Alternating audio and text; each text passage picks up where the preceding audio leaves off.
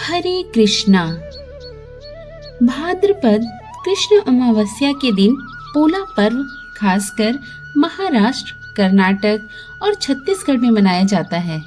महाराष्ट्र में पिठौरा अमावस्या पर पोला पर्व बड़े ही धूमधाम से मनाया जाता है। यह छत्तीसगढ़ का भी लोक पर्व है। इस दिन अपने पुत्रों की दीर्घायु के लिए 64 योगिनी और पशुधन का पूजन किया जाता है। इस अवसर पर जहां घरों में बैलों की पूजा की जाती है, वहीं तरह तरह के पकवानों का लुत्फ भी उठाया जाता है। दरअसल यह त्योहार कृषि आधारित पर्व है। वास्तव में इस पर्व का मतलब खेती किसानी जैसे निंदाई रोपाई आदि कार्य समाप्त हो जाना है, लेकिन कई बार अनियमित वर्षा के कारण ऐसा नहीं हो पाता। बैल किसानों के जीवन का महत्वपूर्ण हिस्सा होते हैं। किसान बैलों को देवतुल्य मानकर उनकी पूजा अर्चना करते हैं। पोला त्योहार मनाने के पीछे यह मान्यता है कि अगस्त माह में खेती किसानी का काम समाप्त होने के बाद इसी दिन अन्न माता गर्भ धारण करती है, यानी धान के पौधे में इसी दिन दूध भरता है। इसीलिए यह त्योहार मनाया जाता है। यह त्योहार पुरुषों, स्त्रियों और बच्चों के लिए अलग अलग महत्व रखता है।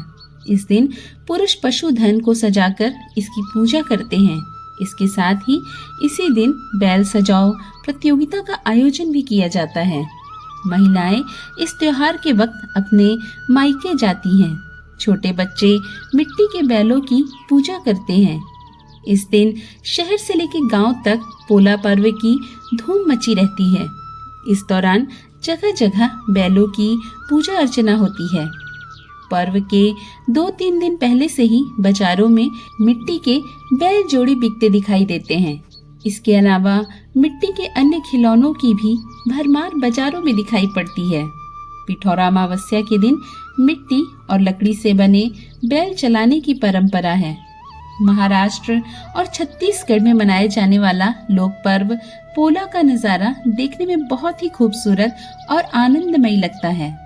कई समाजवासी पोला पर्व को बहुत ही उत्साह पूर्वक मनाते हैं। बैलों की जोड़ी का यह पोला उत्सव देखते ही बनता है।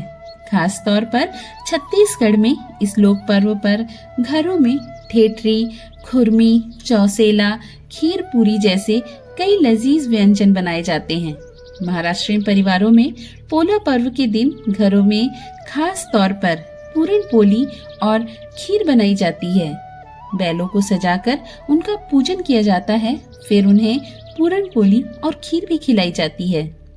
गांव के किसान भाई सुबह से ही बैलों को नहला धुलाकर उन्हें सजाते हैं तथा घर लाकर विधिवत उनकी पूजा अर्चना करके घरों में बने पकवान खिलाते हैं। जिन जिन घरों में बैल होते हैं वे इस दिन अपने बैलों की जोड़ी को अच्छी तरह सजा संवार कर दौड़ प्रतियोगिता में लाते हैं।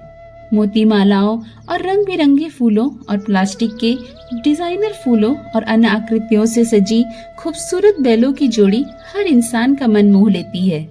पिठौरा अमावस्या के दिन बैलों के पूजन के बाद माताएं अपने पुत्रों से पहले अतिथि कौन इस तरह पूछेंगी और इस दौरान पुत्र अपना नाम माता को बताएंगे। इसके बाद ही पूरन पोली और खीर की प्रसाद दी जाती है ना। ये एक अद्भुत लोक पर्व। आइए अब पिठौरा अमावस्या के दिन कौन से उपाय करने चाहिए इसकी जानकारी भी आपको दे दें। पिठौरा अमावस्या के दिन भगवान भोलेनाथ का तिल के तेल से रुद्राभिषेक करें।